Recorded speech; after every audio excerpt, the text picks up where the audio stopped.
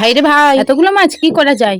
কয়েকদিন ধরে ছোট মাছ খেতে মনটা হতেই তোমাদের দাদাভাইকে বললাম, তোমাদের দাদাভাই আজকে নিয়ে চলে এসেছে এই মাছ। নাম জানি না কিন্তু মাছের। দেখে প্রথমে একটু বিরক্তি হয়েছিল, কারণ মাছগুলো পরিষ্কার করা একটু কঠিন ছিল।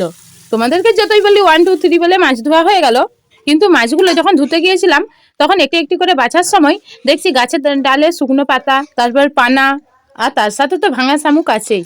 সব পরিষ্কারভাবে ধুয়ে নিতে হলো।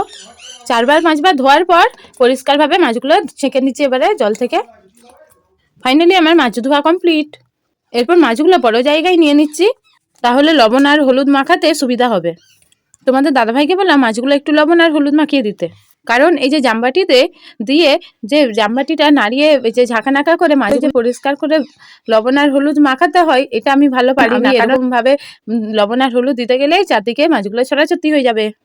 এরপর কড়াইতে মাছ ভাজা বসিয়ে দিলাম, তারপর মাছগুলো ভেজে নিলাম।